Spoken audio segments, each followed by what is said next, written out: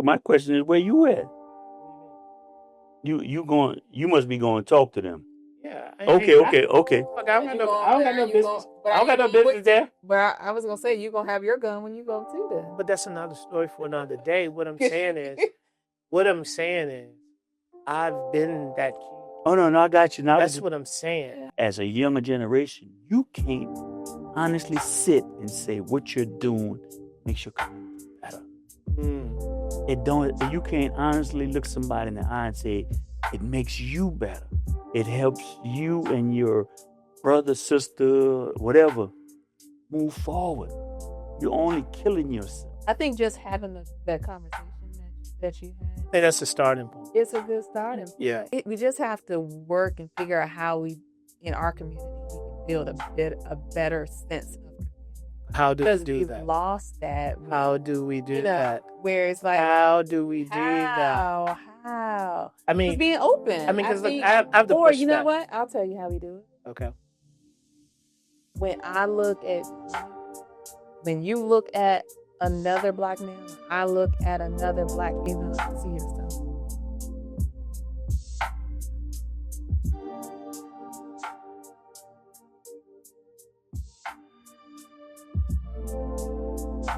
So I think you both gave very great examples, and obviously sharing your POVs on what empowerment.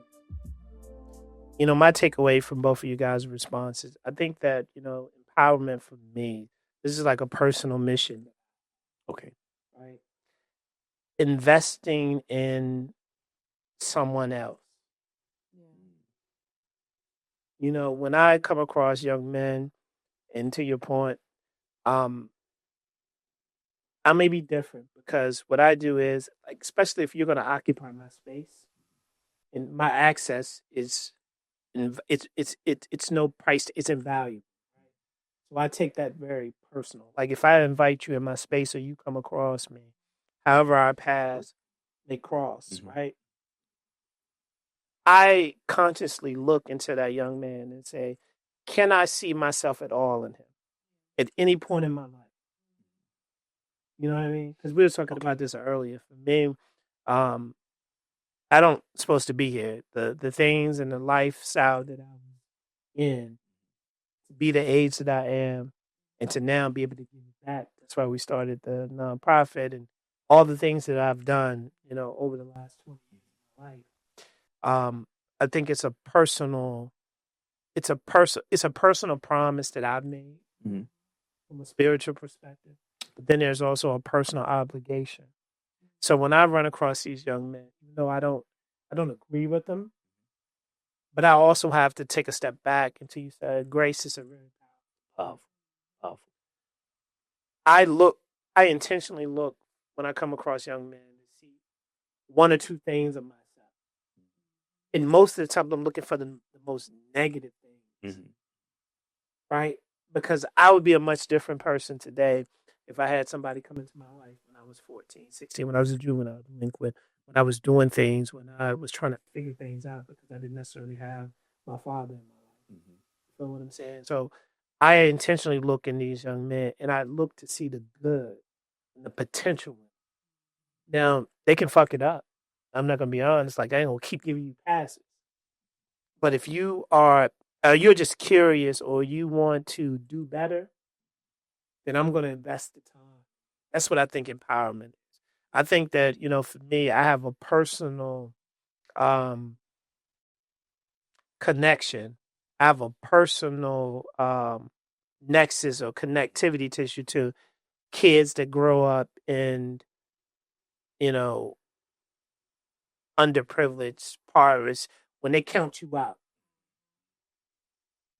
that connects to the fiber of my soul, who I am, because I was counted out. People didn't expect me to do anything. Expected me to be a statistic, and both of the statistics, be in jail or dead. You see what I'm saying? So when I interact with these young kids, I ain't gonna call them YNs. When I interact with these young men, I listen to them, and I've been successful because when I tell my story, it resonates. I'm not talking about no textbook shit or shit that I think. You feel me? I'm talking about stuff that I know. Right. Because the one thing about these kids is kids are brilliant. Even the ones that you count out, even the ones that you dismiss, kids know when it's real versus being rehearsed. Right. Kids know that. That's why when you have these people that's not from our communities, it doesn't look like us, they'll come in and ride with you and get the McDonald's or wherever you're going to take them to, or the fun place you're going to take them. But they know at the end of the day, your ass going back home to the suburbs of your cozy, gated community. And you never spent one night in the surroundings or the environment that they did. So that's what empowerment is to me. Because look, if you're 50 and older or whatever, you are who you are, right? I'm not going to say you can't change, but the probability of your changes is slim to none. I think for us, at least for me, empowerment means reaching back, paying it forward, engaging with you, talking to them, giving them opportunity, introducing them to things they may not have never been introduced. That's what I think empowerment is. Empowerment is creating a tribe that of like-minded people, people that everybody don't have to have the same. Absolutely. I don't want anybody to get it twisted. Like, you can't be my friend if you ain't come up in the trenches, or you didn't experience a single parent home, or you didn't go through trial. I'm not saying that. What I'm saying is you need to diversify. You need to diversify your tribe, but you also need to have like-minded people to say, hey, look, we need to be focused on what the next 2, 3, 4 generations are going to look like. And when you make it, if you look like us, if you've endured things, you've overcome things, it's your responsibility and duty to give back, to pay it forward, to challenge some of these kids, because that's all it is. I can empathize and sympathize with a lot of these kids, because at some point in my life, I felt hope. I felt that there was only a couple things for me to do: play sports or sell drugs. So we need to enforce education, skill, right? But see, what you're saying, I agree with everything you said. Then you went into education, and then you said some earlier about investment. Invest. See, we have to get to a place where the younger culture understand the biggest investment you can make in yourself is education. Regardless how it looks or what it sounds like, that's the investment nobody can take from you. Never. They can't. I don't care what they do to you or how they do it. They can't take that away from you. That's an investment in you. That alone takes you places you've never seen before. Yeah. Places you never dreamed of, because it's an investment in you. And that's the start with you. And you invest in time, and I love the way you say it's a privilege to come in your presence. It's an investment. I can only invest in you so long. Yeah. Because I can't waste my time. You have to show movement. And I can't want it more than you. I can't desire it more than you. I can't move you if you don't want to move. Say it again. I think we should. Say it again, because I think what hinders us a lot. I can't want anything. And I think since we're going down this path, I think it's a lot of times that there's some of us have expectations that we will do things. We're going to do more for you than you're going to do for yourself, right? Or I'm going to, just workplace, whatever, wherever the setting is, that I'm going to invest more in you than you're going to invest. Where I'm going to look out for you just because we look like, just because we in the same look alike, yes. or what? Right. And I can meet you, but you're gonna have to take yourself the rest of the way there. You have to do the work. And I think and you know what that goes back to? Accountability. I think it's accountability. The most dangerous pill on the market. Mofos stand away from it. So I think dangerous pill on the market.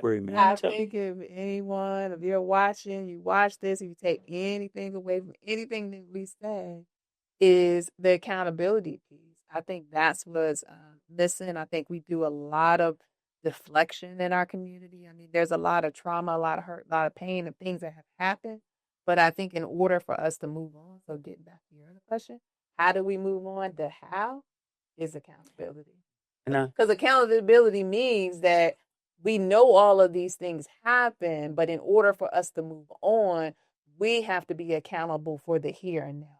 And being accountable, I think the thing is, being accountable as a collective, as a community. I think that we need to start focusing. We're quick to have demands, right? We're quick to demand things. Or demand change. Demanding. With no action. With no action. And at its root, in order to demand change, we have to become the change.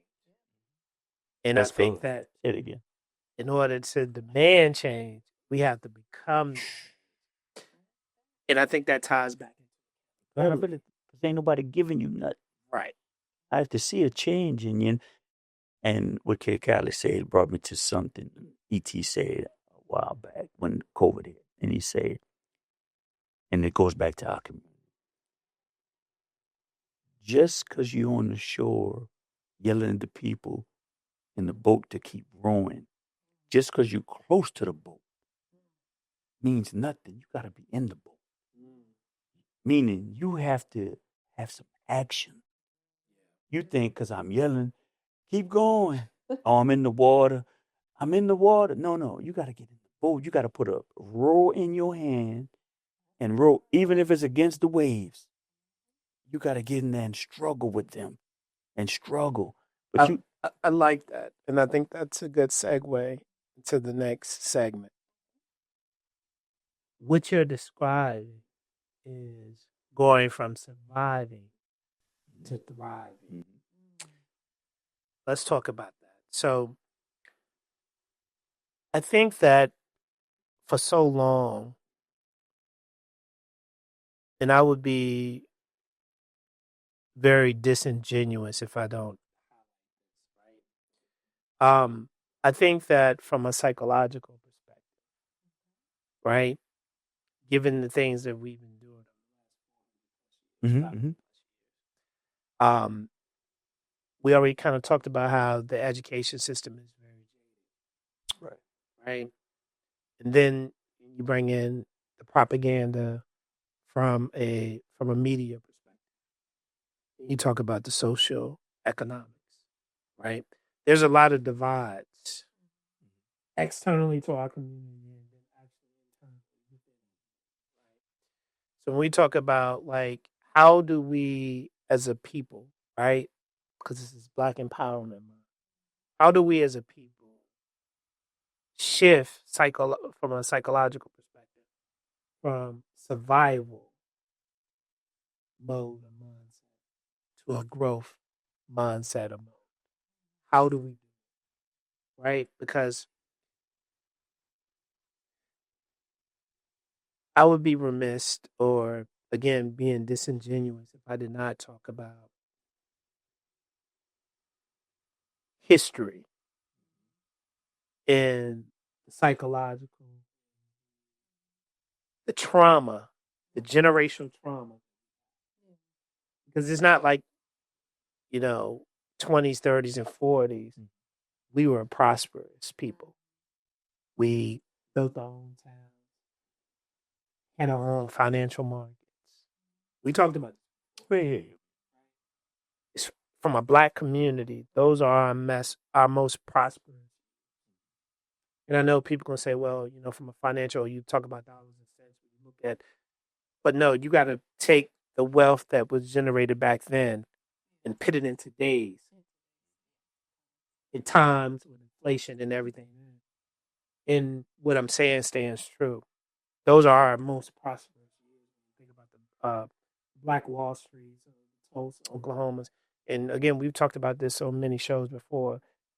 Tulsa is the one that they acknowledge in the history books, but there were many Tulsas around the country. You know what I mean? A lot in places in Virginia, Jersey, Florida. And there was a lot of places, right? So what I'm saying is we have to do multiple things. And I don't think that's outside of our DNA or our ability to, because we are a multifaceted, multitask Correct. people, right? We can chew gum and walk at the same time. We can do a whole lot of shit at the same time. So what I'm saying is, how do we heal and continue to build legacy? How do you heal and continue to build legacy? Because we got to do both of these things at the same time. I think reflection. I think starting with ourselves and then pushing outward. I also think passing things on to the younger generation. I think it starts with our children. If you don't have children yourself, passing it on to children within your communities, your nieces and nephews. But what are we teaching them, though? Because I think a lot of times, I think for us, we have to acknowledge there's a lot of fear. I think fear has kind of held us back for many years. And what fear do you? Well, what I mean is, because I think we should be passing down to the next generation. It's confidence. Not fear in the sense that, if we're going to entertain what's in the media all the time, it's always a negative connotation when it comes to our community. You guys are going to be in jail. You guys are baby daddies. You guys are doing all these negative stereotypes. So that's the fear I'm talking about. What I'm talking about is injecting confidence. Mm-hmm. Yeah, I think it's by showing the example, being the example for the youth that they can see, so they don't have to be. They can see something different in our communities. I think also having honest conversations, because a lot younger kids are experiencing things and seeing things. Social media, just the way our society is today versus how when we were younger is not the same. So I think unfortunately, had an uncomfortable conversation. Sure. Earlier with our kids and being age appropriate, but having those conversations to prepare them to navigate in those spaces, because they'll get there a lot sooner than we want them to. Unfortunately. I agree. I'm gonna do a spiritual biblical thing. When the Bible says, forgetting those things behind, pressing forward, we're gonna have to learn to remember the past, but stop living in the past. Yes, sir. Remembering the past and living in the past is two different things. Remembering the past should empower you to get better. Living in the past makes you stalemate. I love that. We gotta get past this thing of reparation.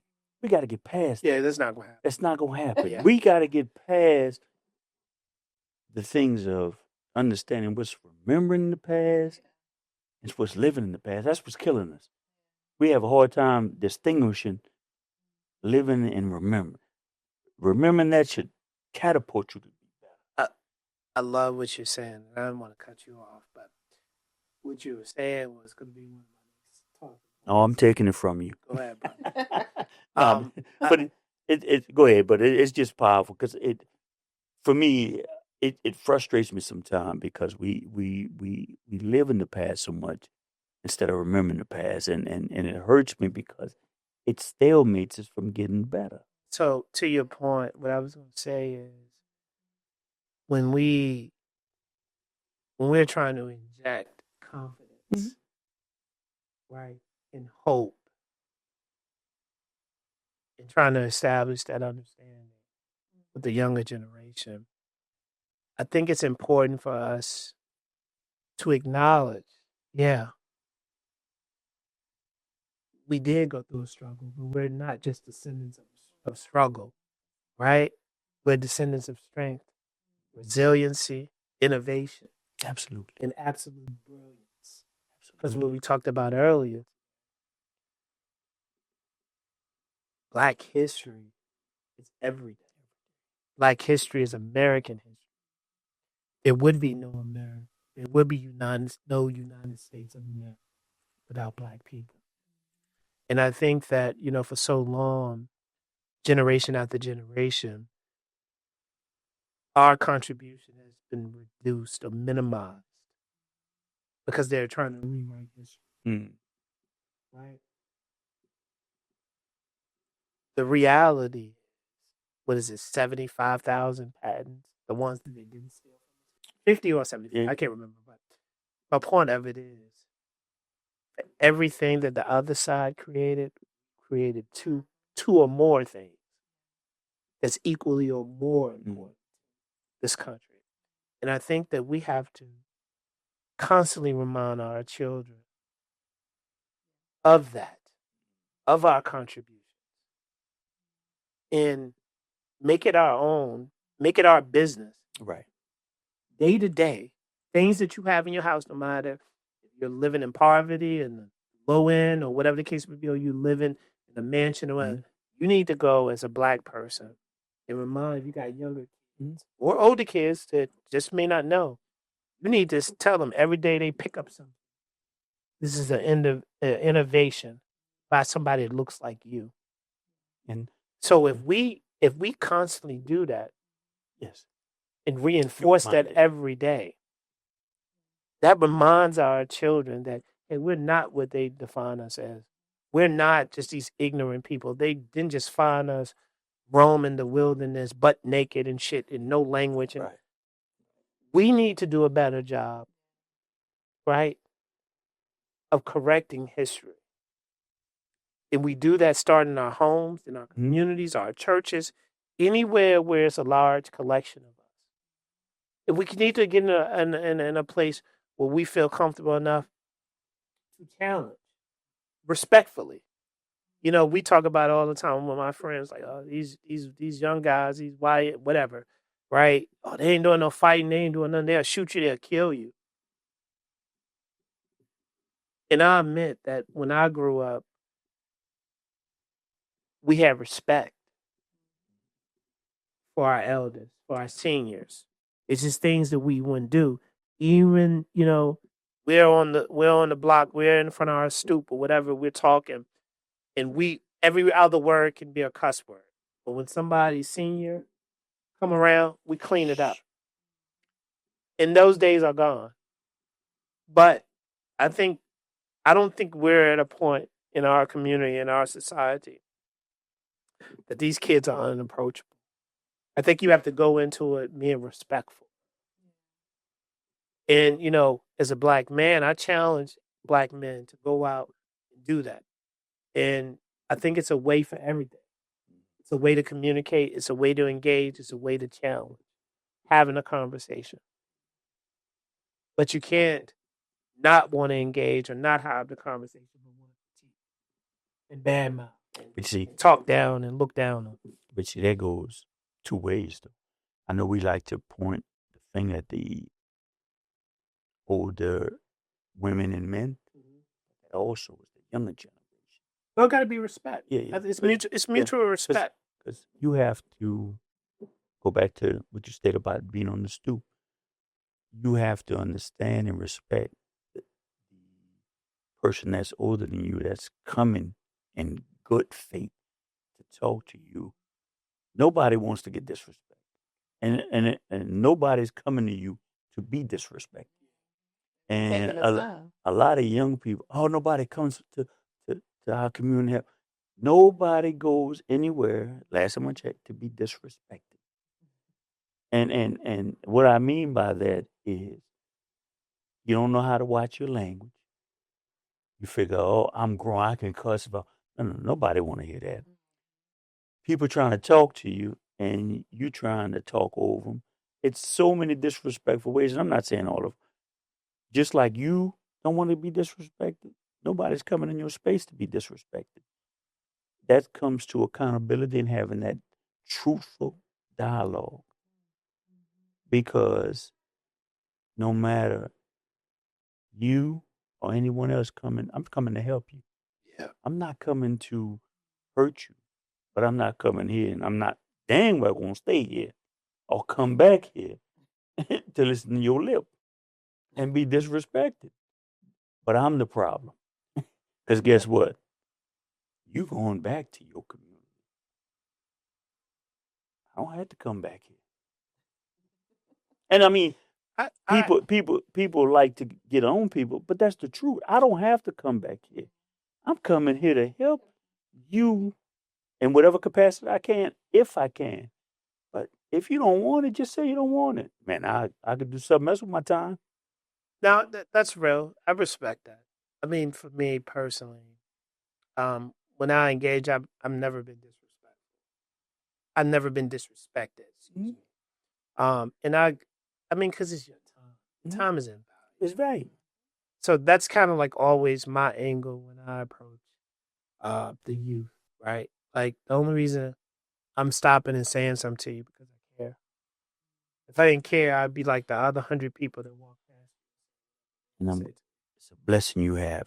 But how many times we see a teacher that looks like us crying because they're trying? Yeah. It's not necessarily you, it's the people that are trying. Yeah. The teachers and the counselors and those people that's out there. But because social media shows it all. But I also think that those environments, I think when we see that, I think that it's kind of misleading. I don't think it tells an accurate story.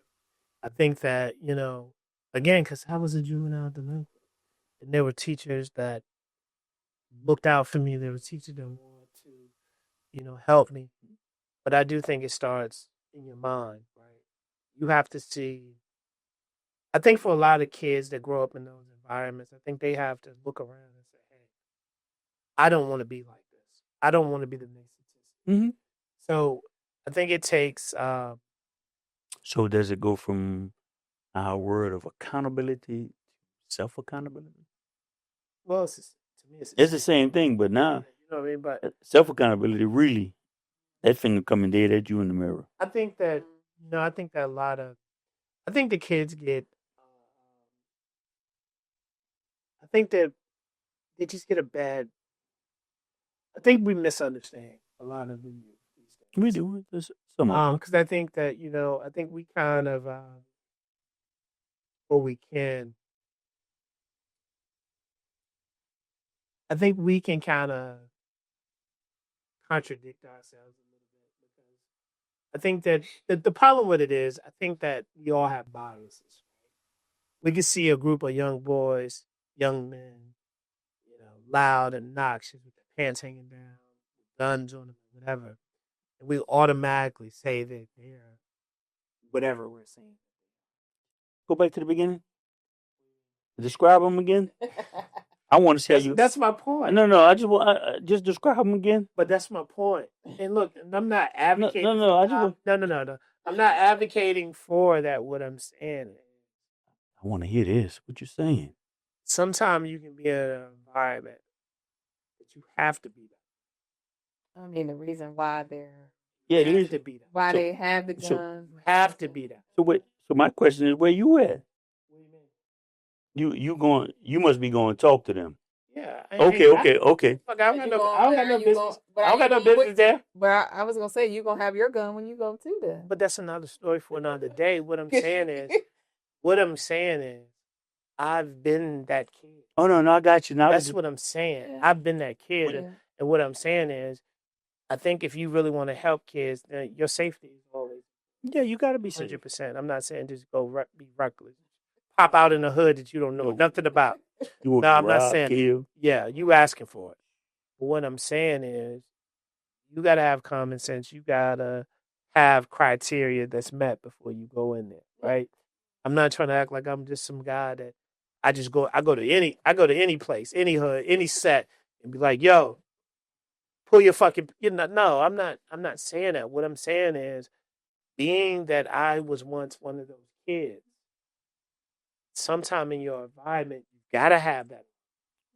That determines if you make it home then. I agree with you. But that don't mean that person can't be a good kid. Oh no. I just think we all are products of our environment. And I think if you don't have 1, 2, 5, 10 positive people, or just somebody in your neighborhood that gives you inspiration, I think you can get swallowed up by Oh, yeah. Okay. And I think for us, we see that without really looking at the whole, but we're judging a book by the cover without rolling back and looking at any of the inside. Oh, yeah. And I think that's the disconnect. I think like those of us, and I'm not just saying that you had to come up the way I did or the way a lot of these kids in these situations are coming up, because I do think that you could come from a 2-parent home and not live that and still come back and just say, hey, I'll be your mentor, I'll be your big brother, I'll be your coach, so that's not what I'm saying. What I'm saying is though, for those of us who have grown up in those situations and have endured those trials and those tribulations and those challenges, I don't appreciate when you do make it. You go, you hide behind your suburban community, your gate, or whatever the case may be, and you don't go back and try to make it. And conversation is free. You feel what I'm saying? So I just think like in situations like that, there's a balance. But I think you have to, because just because you have a stereotype and you've already built this profile of them, they already have a profile of you. They said, okay, you grew up in this situation. Excuse me. You've made it. You think you better.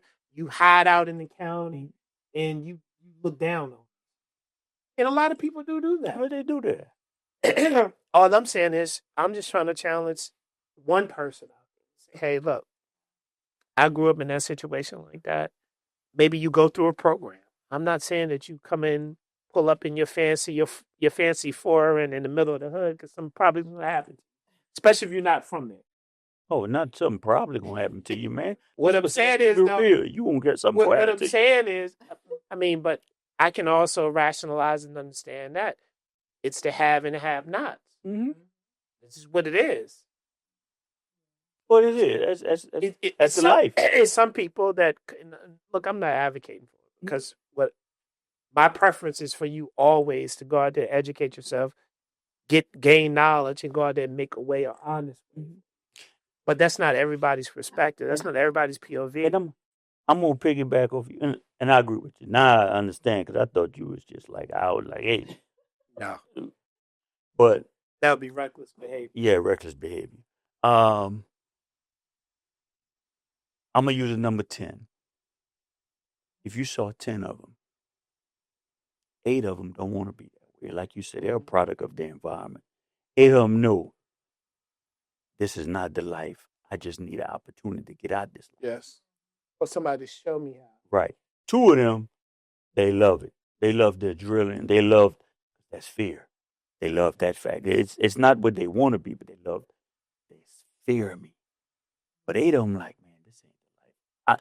And the reason they know, I didn't see so many people die in this environment. I need to get out. I just need somebody to help me and show me. Yeah. So I agree with that.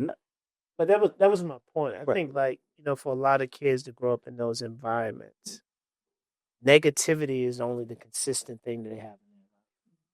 Think about that. I wake up knowing the shit not going to. I wake up knowing there's going to be 12 challenges today, and then just to survive. So I think a lot of people again, investing doesn't mean that you do it once a year and check it off on your calendar. You got to be consistent. You got to show up. You got to be in there. You got to almost kind of harass them, because that's the only thing we'll get to them. Like when we had our foundation, a lot of those kids thought, oh, okay, this is they just looking at a place that I can come that night to get a meal. Oh, these MF is not going to be here. They're not going to come back next week. But then as we slowly started to show up, every week, like clockwork, every week we had an event. Kids started to come. We became a staple in their life. Then they start opening up. When we had the Boys to Men retreat, how many of them young men, I mean, it was a powerful session for us. We used to take the kids up into the mountains, have a Boys to Men retreat, and it was beautiful because everybody cried. Everybody cried because we cried because we heard the stories that they were sharing with us. For me, I cried because some of the shit resonated with me, and I wasn't the 35-year-old man at the time. I was that 7, 8-year-old boy. But you see, and I love what what you did with your nonprofit. When you took them to the mountains and they cried, it shows if I can get you out your environment, I can get you Yes. to reveal and release some things. Yep. As long as you're in that environment, that pride gonna take over.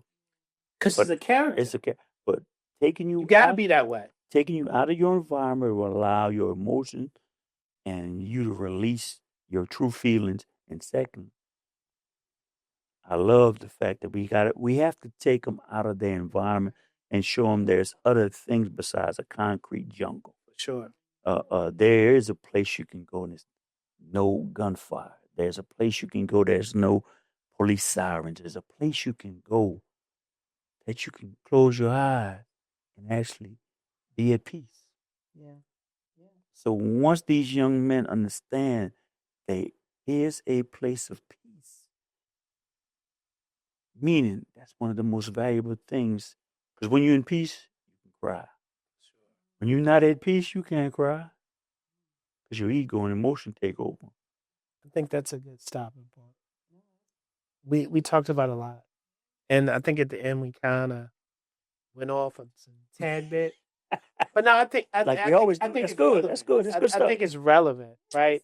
But I really wanted to focus on what this month should mean to us as a collective. Can we change one thing? I know you're gonna close. We gotta stop saying month. Let's do 365. 365. We gotta get this month out of our mind. I love that. So with that being said, I think that's a great pivot. Let's erase Black History Month, Black Empowerment, because it's more than just about rewriting history. Right? It's about writing the future. Everyone that looks like us in our community, you shouldn't be happy or waiting for February to be the best version of yourself, to support Black people. Absolutely. To do something, to build something. We need to constantly remind ourselves that we're not powerless. We're not powerless in January, March, April, May, June, July, August. For some reason, we feel that we're powerful. Month of February. Because Target got a little section in the back of the store by the loading docks. Are we shopping at Target? I thought stop that. We need to stop thinking that way. Because guess what? We're not forgotten. We're not finished. We're builders, we're inventors, we're leaders, we're creators. And our story is still being written. Our ancestors made history. So it's our responsibility to take that history, make it actionable and impactful. This month and every month, don't just post about Black excellence. Comments. We need to support each other. We need to be in a continuous learning mode. New skills, new ideas. We need to mentor someone. Mm-hmm. We need to build something. We need to bring people together. Because being empowered is more than just a hashtag. It's a lifestyle. It's a mindset. So let's not be lost in the month of February. Let's be visible. Let's be active. Let's be productive. Mm-hmm. Let's be together. Mm. Month after month. And if it comes to a point where the powers that be feel they want to take February away, take it. Then so be it. Take it. Can I add something? Just, you were preaching, brother. Black Empowerment 365. But you were saying be this, be that, be excellent, be powerful. Empowerment. Be powerful. Not in strength. Not in beating them. But be powerful. Body and soul. Be powerful. Be powerful. Be intentional. and everything else will fall in place. Absolutely. So I think this is a good point. Two. Anyway, yeah.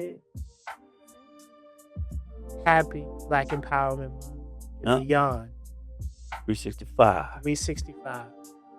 Till the next time, I'm your host, Mr. Sincere. I have the lovely Kay Callie with me. And my co-pilot, Mr. Big Mike.